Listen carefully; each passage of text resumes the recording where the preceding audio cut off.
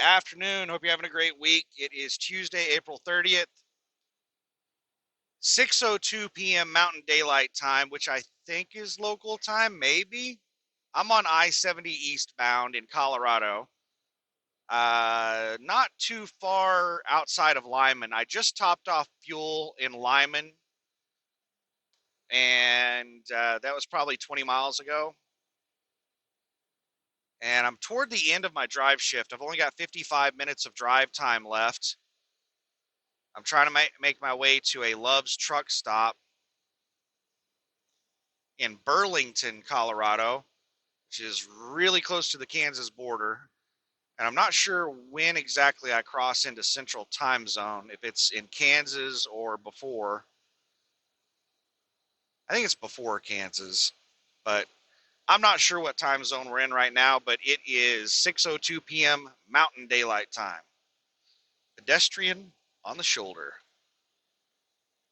So what's going on with me? Well, I have a load from Pasco, Washington to Blackwell, Oklahoma.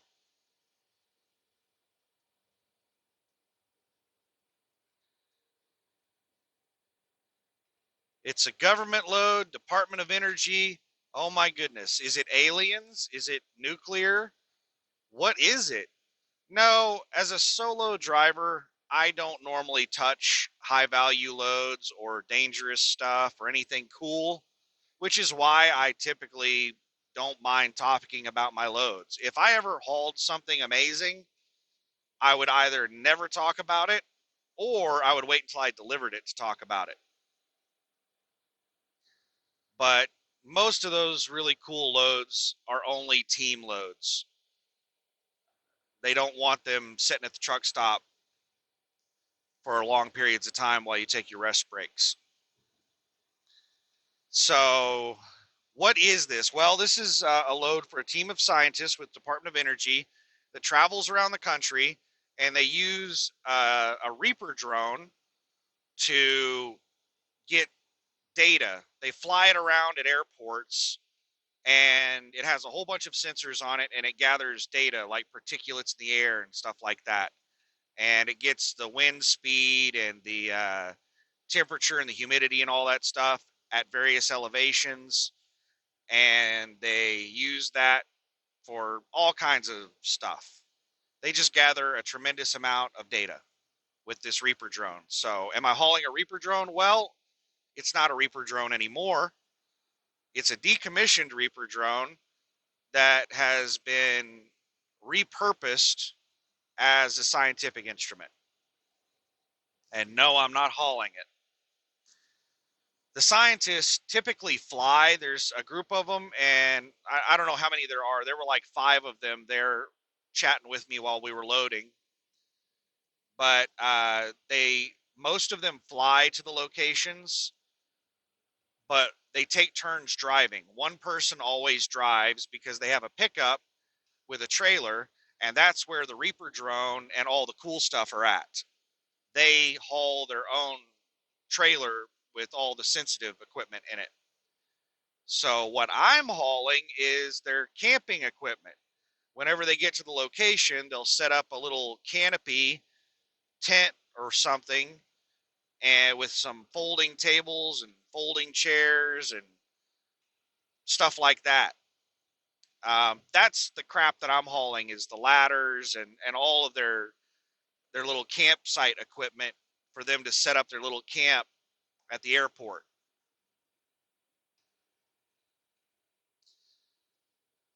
So no, I'm not hauling anything cool. They're hauling all the cool stuff. There is a bunch of drama with the load. I am really mad. I've been mad since I picked the load up. I don't want to go into detail about it because I'll get even more mad talking about it. The short version is that it's a driver load and unload, which I do not do driver loads and unloads. How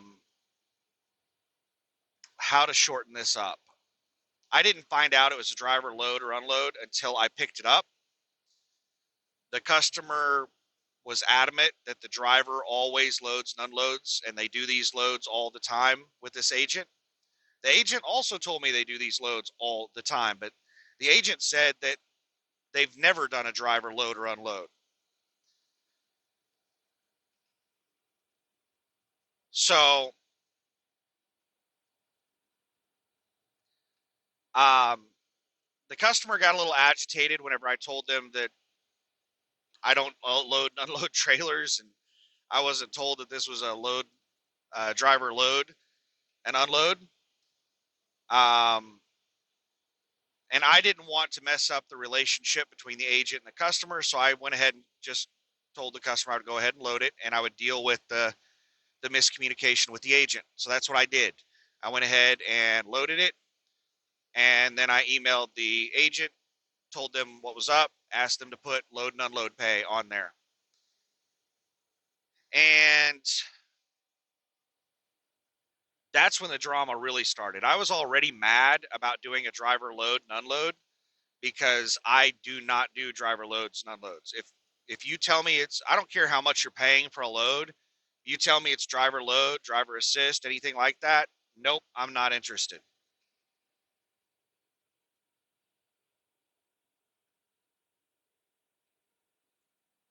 So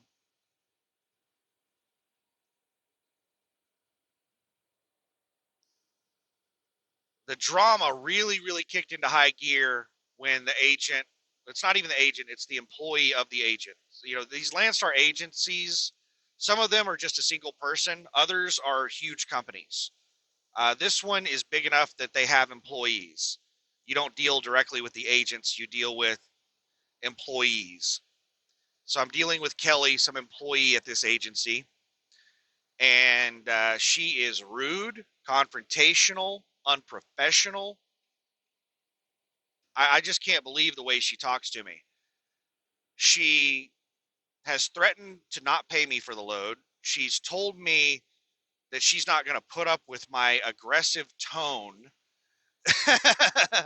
um, what else? Did I mention oh, yeah, she refused to pay me for the loading and unloading. And just all kinds of stuff, just tons and tons and tons of drama to the point where I contacted Landstar and I got a hold of their operation support and told them that I'm having a non-payment issue with an agent. And Landstar's like, yeah, that's fine. They're technically right. They don't have to pay you because you didn't get approval before you loaded. And I said, well, that's fine. Okay, so I'm not going to unload the trailer. And the Landstar support agent goes, you can't do that. I said, yeah, I can. She said, well, you'll be stuck on the load. And I said, no, I won't. And she said, well, who's going to unload it then? I said, I don't care. You or the agent can go find some lumper to drive up from Oklahoma City to Blackwell because Blackwell's out in the middle of nowhere. So you're probably going to have to spend a lot of money getting somebody to drive up from Oklahoma City to Blackwell to unload the trailer. But you guys can figure that out. I don't really care how you get it done. And she said, well, you'll end up being charged for it. And I said, no, I won't. I said, you know, this policy and procedure that you keep throwing in my face as justification for not paying me? That goes both ways. I'm not contractually obligated to unload the trailer.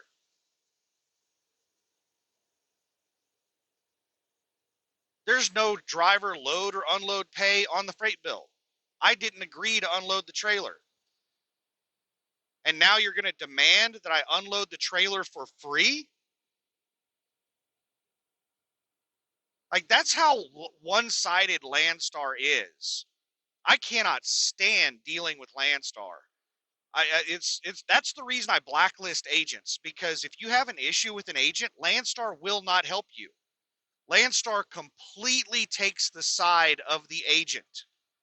They will argue almost worse than the agent over stupid stuff like this.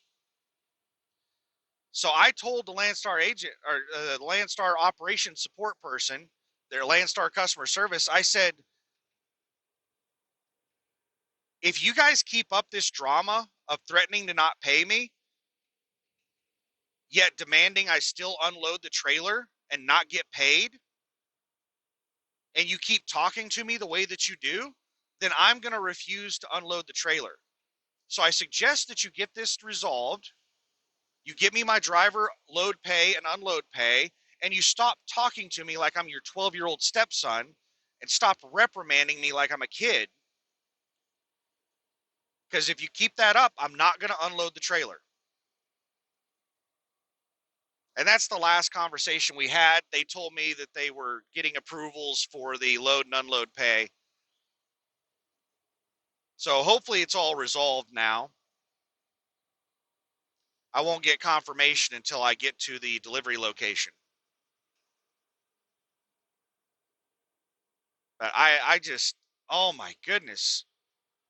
I can't stand how one-sided Landstar is. There's supposed to be like a mediary, like an intermediary between, there's supposed to be like this third party that sits in between the agent and the driver and helps to resolve issues between them. But they're not. They're sitting over there with the agents and they're working completely with the agents against the drivers.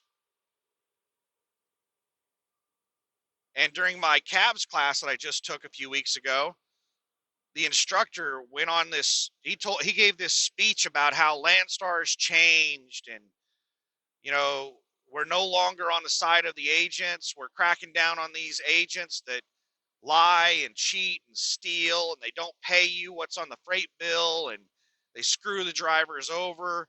We're cracking down on all that. And if you have any issues, just let us know and we'll get it fixed.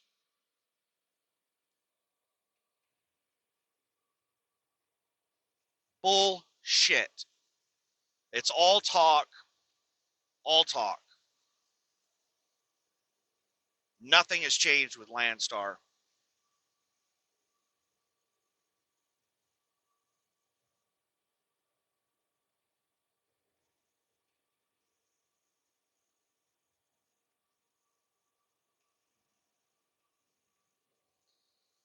Anyway, let's move on because I'm like really mad, and I'm getting more mad the more I talk about it.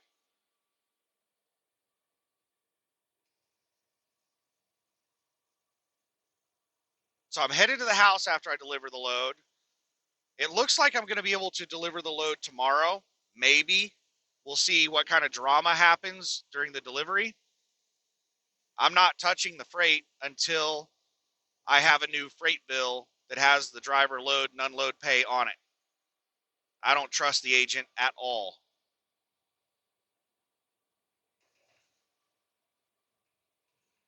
And I will never, ever haul another load for this agency. I've only, I talk bad about agents over at Landstar. And yeah, there are a lot of shitty agents I've worked with at Landstar, but there's only ever been one agent that was so bad I blacklisted them. I refuse to ever do business with them again. There are agencies that I avoid, like Trey Lee, the LEE agency.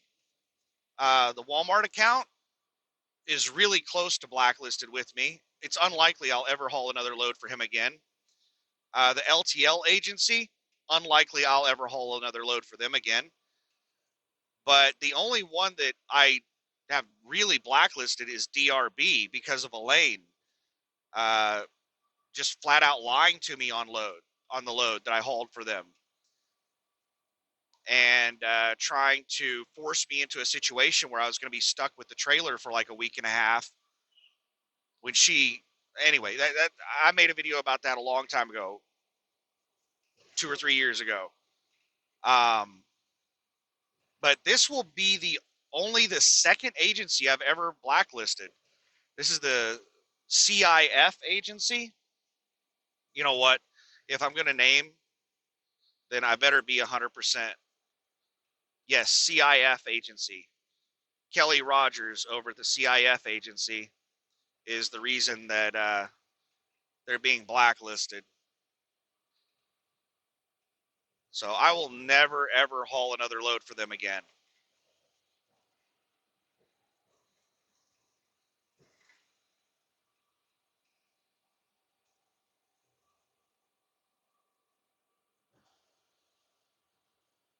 Which is not going to hurt my feelings at all. And I just noticed that they have a feature on the app to exclude agents. So the Landstar app has an agent exclusion list where you can put like agency codes in there, and I'm not sure if it blocks them from your load alerts or your the loads that show up in your load searches or all of them. I think that's what it does. So that'll be nice. Put those two agency codes in there and not have to worry about accidentally booking a load with them again in the future.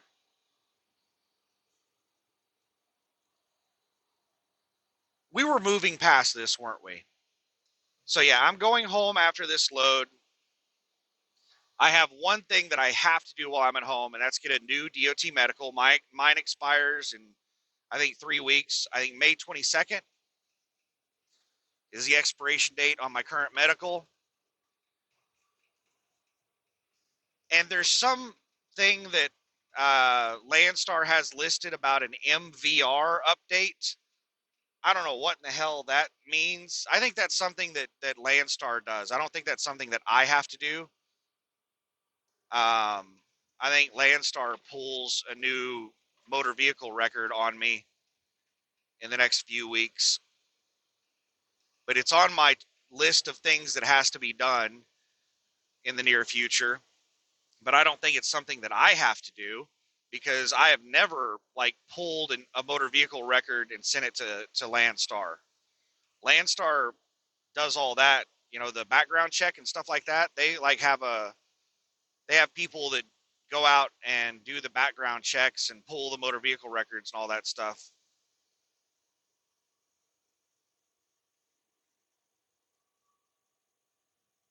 But I need to get my DOT medical, and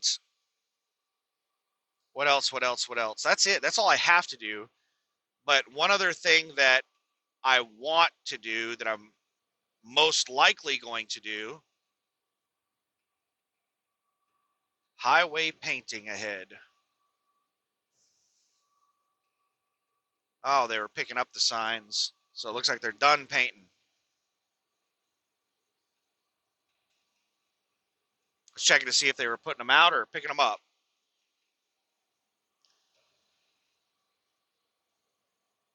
I am hoping to install.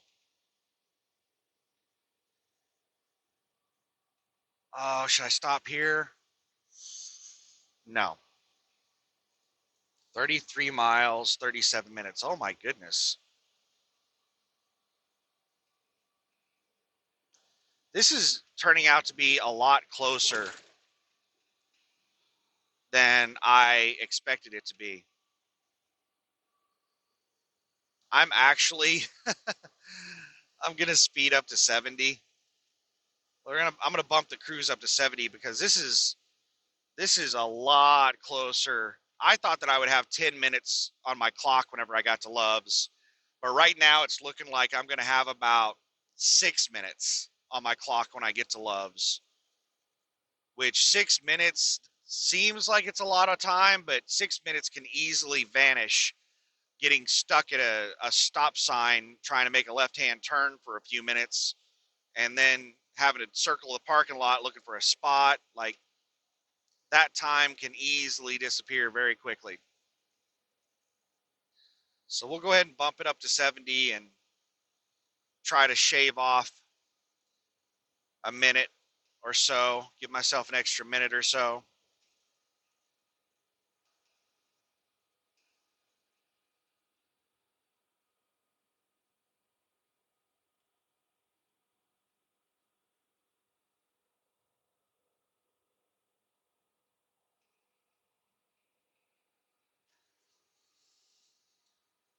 I'll just have to remember, like, whenever I get positioned to pull into a parking spot, I'm going to have to immediately switch over to like on duty post trip inspection.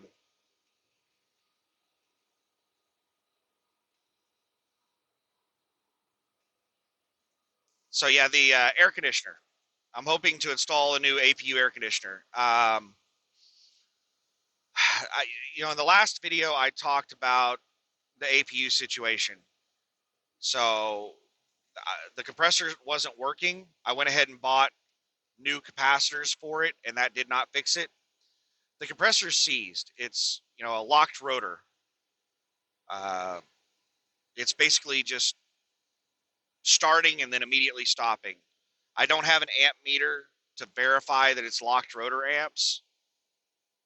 Uh, all I have is a voltmeter, but I'm 99% sure it's a locked rotor. Whenever I got to Dallas and was waiting on the load, I turned on the APU, I turned on the air conditioner, and after 15 minutes, it was still not blowing cold air. So I shut it off and I went outside to check the wiring to make sure he plugged everything in. A wire didn't come loose.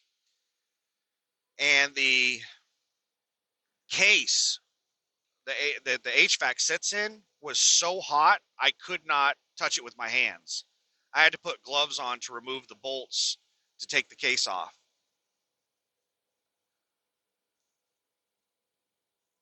And the compressor was just sizzling hot. It melted some wiring around it.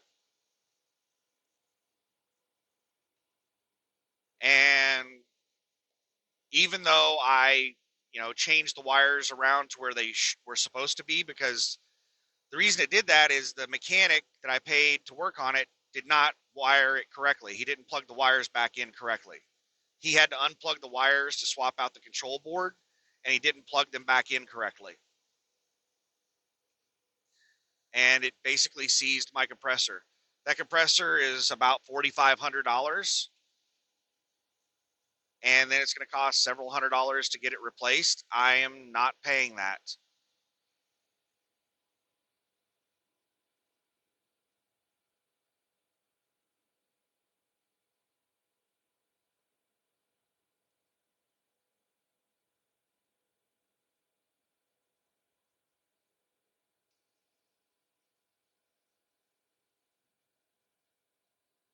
So I'm just going to install a new air conditioner. So the air conditioner I'm looking to install is a mini split unit. It's $430 plus $100 shipping plus taxes. So it's going to be about $600. And then I'm probably going to have to spend a few $100s in items to install it. It's not going to be difficult to install. It's going to be relatively easy to install. It's just going to be time consuming. Getting in and measuring everything and planning it and buying all the equipment that I need to install it and all that stuff. Just, it's going to be very time consuming, the whole process, but it's actually quite easy to install.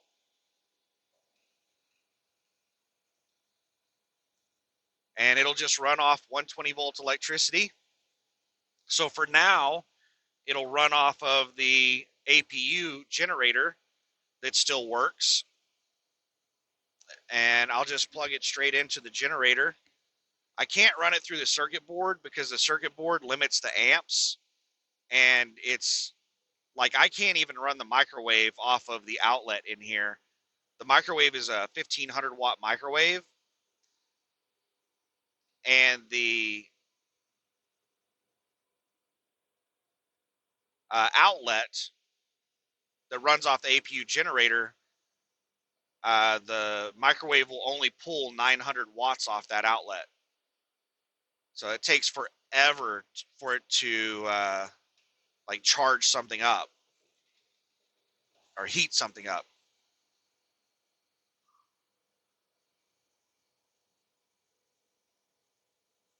So I'm going to bypass the circuit board and just wire it directly to the generator, which sounds like it might be difficult. It's not. There are 3 wires that go from the generator to the circuit board. I'm just going to disconnect them and plug the uh,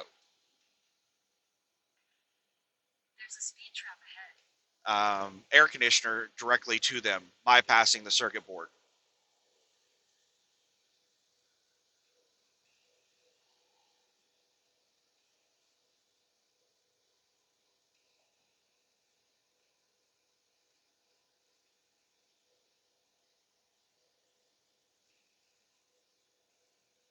Man, if I knew I was going to be cutting it this close, I would have sped up to 70 a while ago. The traffic in Denver has really just messed up this whole trip plan. I was driving in heavy traffic from basically the Wyoming border all the way till I was, I don't know, probably around 30 miles east of Denver.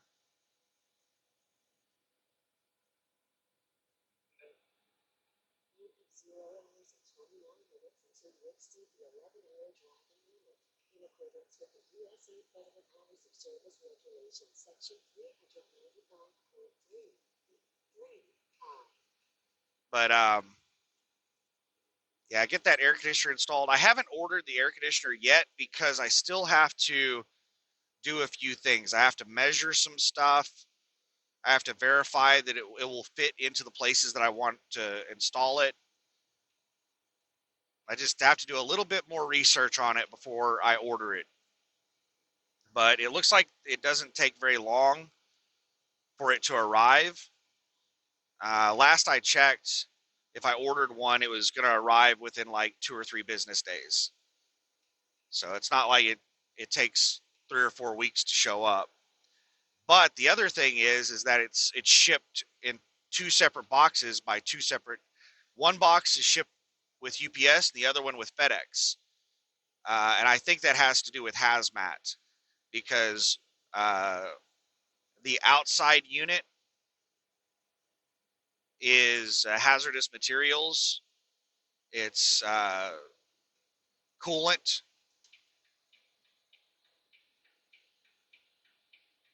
and the inside unit doesn't have any hazardous materials. It's just like a normal package, like just normal electronics.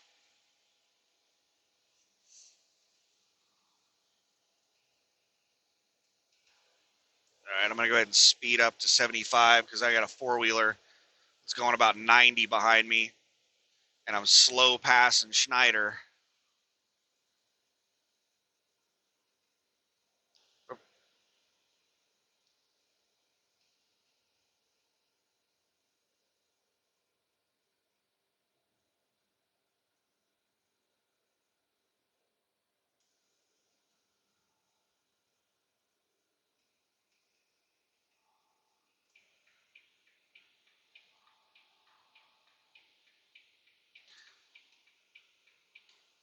But yeah, I'm hoping to get that project done with. I really, really, really need an APU air conditioner in here. Why do I need an APU air conditioner so bad? Can't I just idle the truck? There are lots of reasons why idling the truck sucks. Can I just roll down the windows? There's lots of reasons why just rolling down the windows doesn't work all the time and also sucks. I've been rolling down the windows for the last couple of weeks that I've left the house. Most of the places I've been in, the temperatures have been highs of like 60, lows around 50. So cool enough that I can just roll down the windows and not have to run any air conditioning. But the thing that sucks about rolling down the windows is noise and light. It's really hard for me to sleep with the windows down because truck stops are really, really noisy. Not all of them, but most truck stops are really noisy.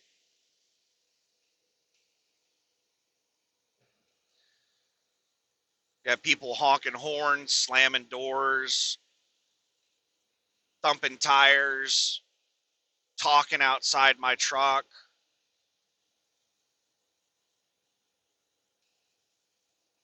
Air governors going off all the time, reefers, APUs, truck engines all running, people hitting potholes. I mean, there's just tons and tons and tons and tons of noise at truck stops. And the windows being up and down makes a huge difference in noise. And the curtains being pulled makes a big difference in noise. And then light is another big thing. It's really hard to sleep with the curtains open, and I have to leave the curtains open to allow air to flow through.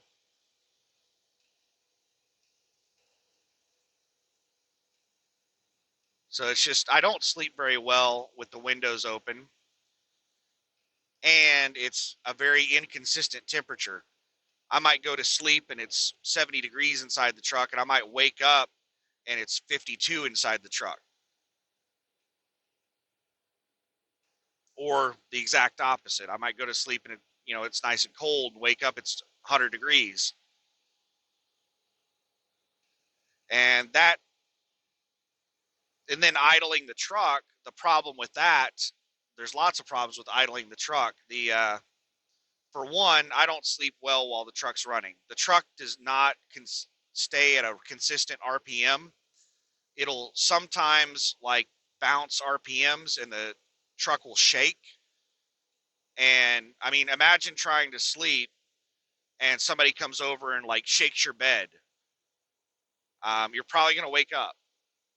And I wake up whenever the truck does that, whenever the truck jerks. Um, and then the truck won't run for more than about 12 hours without doing a regen. And when it does a regen, it gets really loud. It burns a lot of fuel. And when it starts the regen, it jerks the truck really hard. And when the regen stops and the RPMs drop, the truck jerks really hard. Um, and then the air conditioning is inconsistent. It's the same problem. I might go to sleep and it's 70 and wake up and it's 50 because there's not a temperature control on the air conditioning in this truck. It's just you have this slider where you slide it between hot and cold, and then you adjust the fan speed. It's old school air conditioning. So I might set it to where it's comfortable when I go to sleep, and then by the time I wake up, it might be 10, 15 degrees different inside the truck. So then I got to get up, play around with the settings again. It's just, I really, really, really don't sleep well with the truck idling or with the windows open.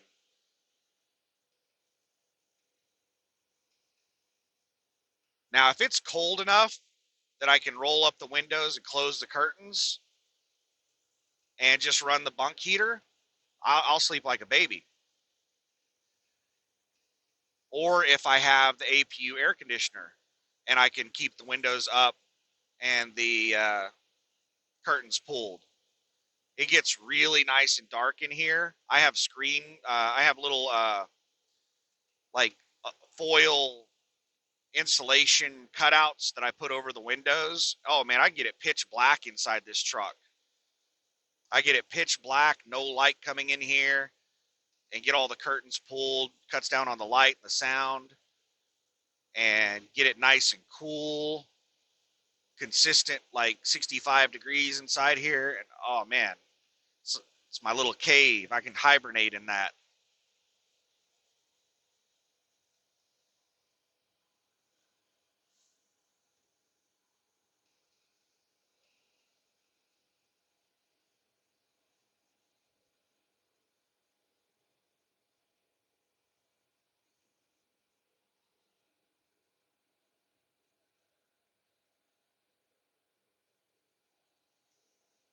So yeah, it'll only cost me like 800 bucks total, I'm guessing, to install that air conditioner, and it'll be a massive quality of life improvement in the truck.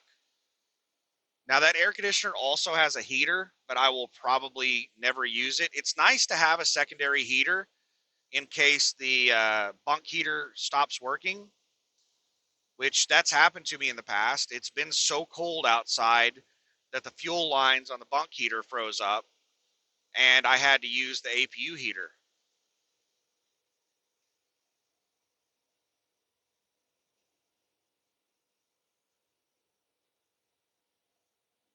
So it's nice to have that option.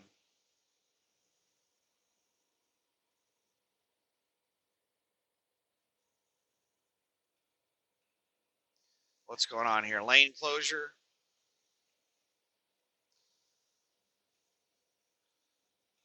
Please use caution. Road work ahead. 1.5 miles. Please use caution. Road work ahead. 1.5 miles.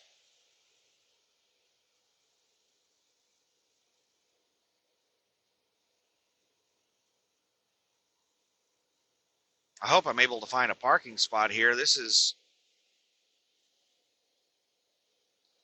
6:30.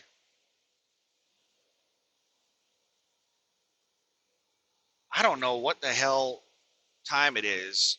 This doesn't make sense. Oh, so it's 6:37 Mountain Time, 7:37 Central, and I was expecting to end my drive shift at around 8 p.m. Central. So okay, yeah, that does make sense. So we're at like 7:38 p.m. Central, and I've still got like 15 minutes left. What the hell? 55, and the left lane's closing.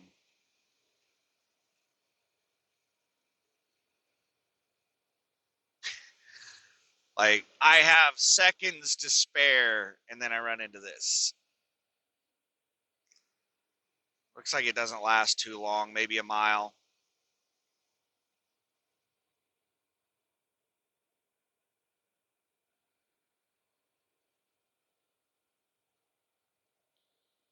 Hopefully, I get off the interstate and into the truck stop quickly and don't burn a whole lot of time at intersections and locate a parking spot, and then I can hurry up and switch over to on duty post trip and then back into the spot.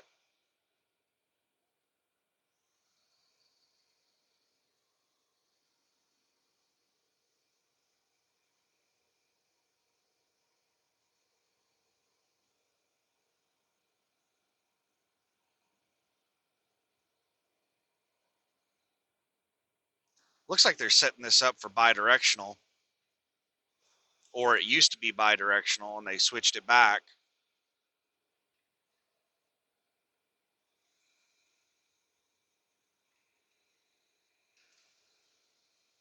It's set up for bi-directional, but it is not currently bi-directional.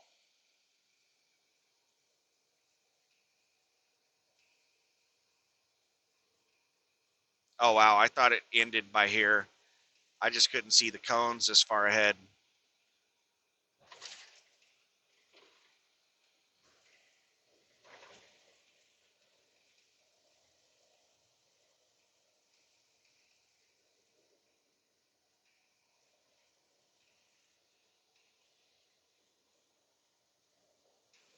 So the load, I guess, while we're stressing out about whether or not I'm going to make it there with my time, I guess we can talk about the load pay. The load pays really well, way above market average. Pays about $6,000 on the full rate. It's like 364 a mile on the full rate. My cut is about 4 grand. I don't remember exactly what my cut is. What I made on the first load was about $6,000, and what I'm making on the second load is about $4,000. So between the two loads, it's about $10,000 gross to the truck. And my fuel usage, my fuel consumption's actually been amazing. Both loads were really light. The first load was 8,000 something pounds. This load's 10,000 pounds. And I haven't had to idle the truck very much because the places that I've been stopping at have been pretty decent temperature, and I've mainly just been rolling the windows down. The APU's just been coming on to keep the batteries charged. So, yeah, I've done really, really well on fuel usage this trip.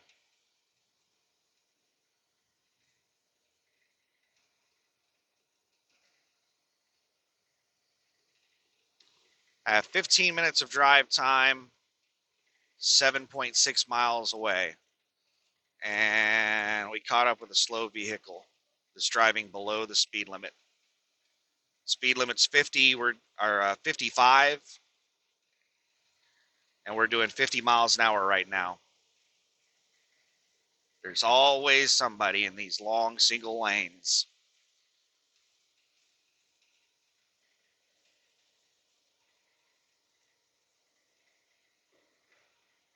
The worst I've ever had was the hell's the name of that company? Martin, the trucking company Martin.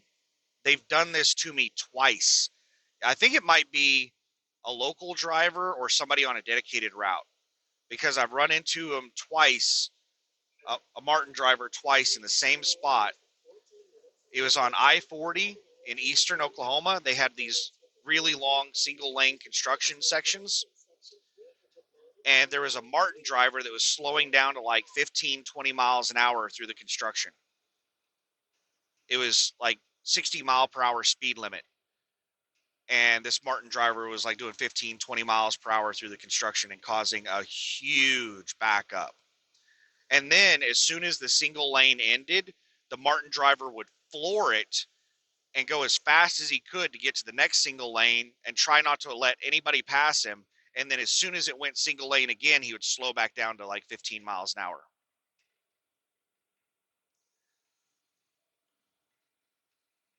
That's the kind of assholes that we deal with out here over the road. I encountered that Martin driver twice. He did the same thing both times.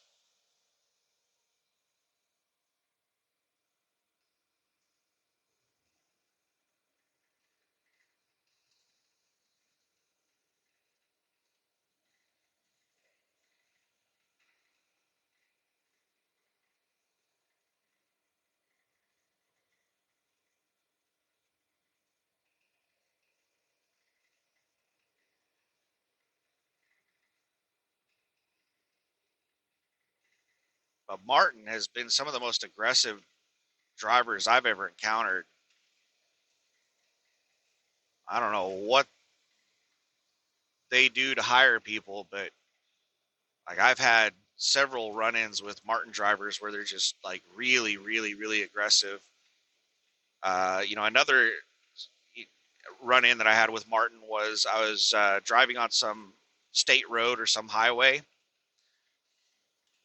and this was back when I was with USA Truck. I can't remember if it was when I was a company driver or an owner operator, but we were driving through these small towns, and Martin was like moving over into my lane to try to block me from passing them, like almost hitting me, trying to keep me from passing them. They were really heavy, so they were really slow at stoplights, and I was faster than them from stoplights. So what they were doing to try to keep me from passing them was like blocking both lanes and stuff like that. And if when I would start to pass, he would come over in my lane on me. He almost hit me several times. I have no idea what his problem was. I didn't have any issues or encounters with him up to that point. So I don't know if it was like some disgruntled former USA truck driver or just some lunatic. I have no idea what it was. I eventually was able to pass them. They got jammed in behind some cars, and they were in the right lane and I was in the left lane. And the car in front of them like came to a stop for a turn or something like that, and there were too many vehicles around me for them to pull out in front of me, and I managed to get around them. And oh my goodness, he lost his damn mind as I was driving by. He was like hitting his steering wheel and screaming at the top of his lungs. It was some old guy with long hair, and he was if I remember correctly, he was heavy set. He was overweight. He was older and he had long hair, probably in his 50s. And I don't know why he was so adamant about not letting me pass. Once I finally made it around him, I never saw him again.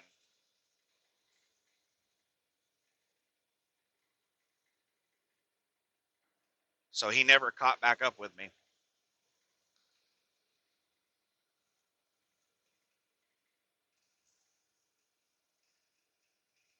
And I'm not an aggressive driver, so I wasn't like aggressively trying to pass him. I just waited for an opportunity to pass him. Finally got one, and I did.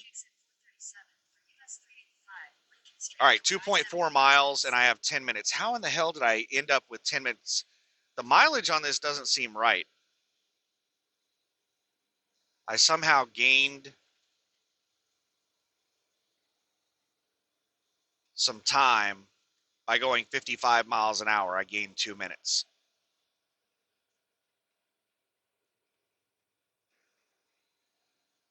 So what do we got here? Pizza Hut, Carl's Jr., Arby's, Starbucks, McDonald's, and Safeway.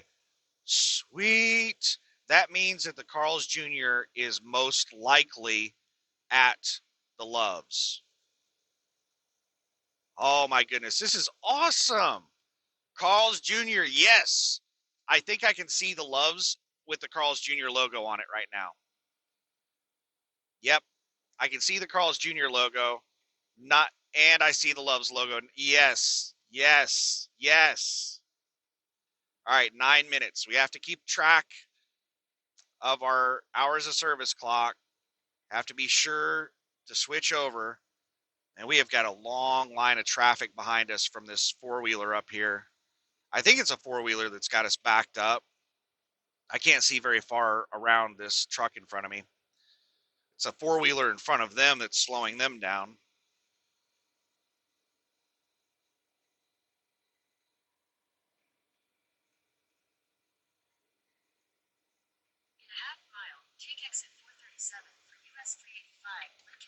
Man, this I didn't realize this single lane was going to last this damn long. Looks like the single lane ends just past this bridge. So I won't have to deal with it when I start driving tomorrow. Take exit 437, then turn right onto US 385 South.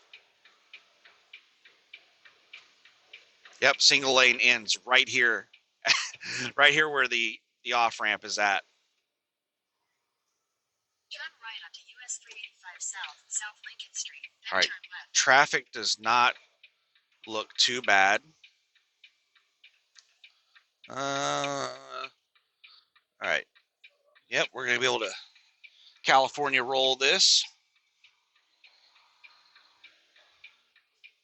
7 minutes. 7 minutes. We're doing the things. Truck entrance. A little further down.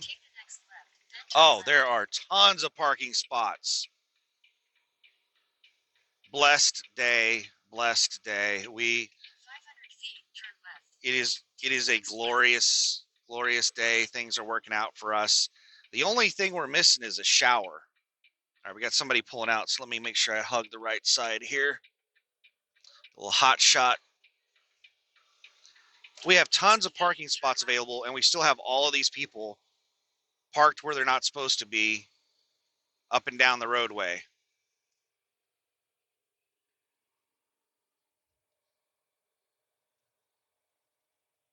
And these are like straight back parking spots. These are easy parking spots. All right, let's grab this spot in between these two trucks right here.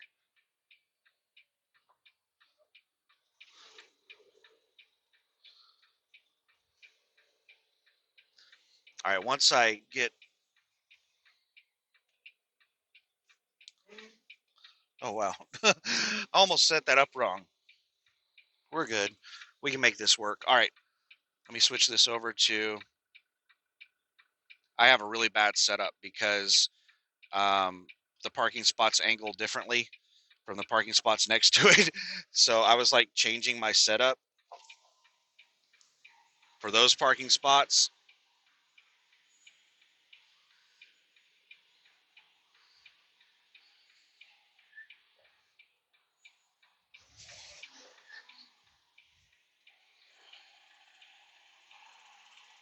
Just a second here. This guy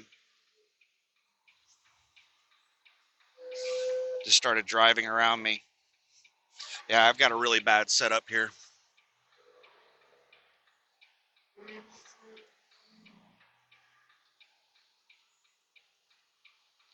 But we're fixing it. We're making it work.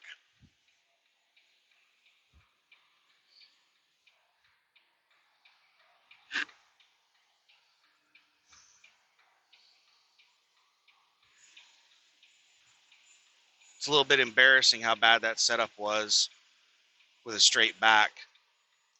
But I'm going to use the excuse that the parking was angled differently. So it messed me up.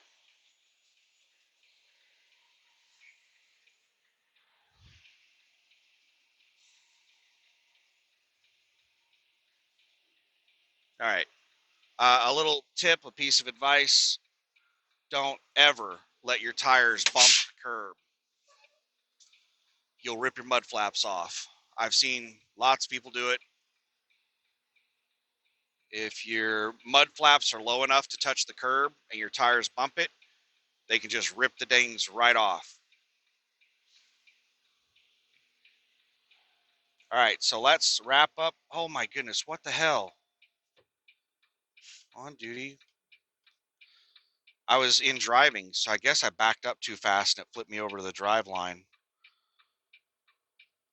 We're good. I still have 3 minutes of drive time left. So now we're on post-trip inspection. This is awesome. I just wish I had a shower credit for Loves. So let's wrap up this video. Yeah, so the plan is to camp out here for the night. I'll turn my hazards off for now. I'll turn them back on once I finish the video, and I'll go out and I'll do my inspection. The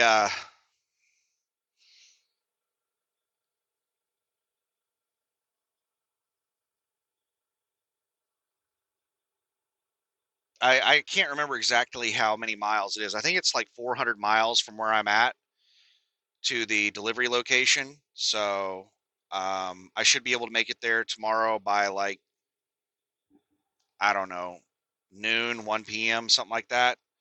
And hopefully there's no drama with getting unloaded. Hopefully all the drama is over and done with. And then I'm going to head to the house and hopefully be drama free. And then I can switch my focus over to getting my medical and getting the air conditioner installed. And it is so hot outside that it looks like I'm going to be idling the truck all night long tonight. My temperature gauge says it's 80 degrees outside. Damn it. Well, we're going to be burning some fuel tonight. So I think I'll wrap up this video. Hope you're having a good one. Bye-bye.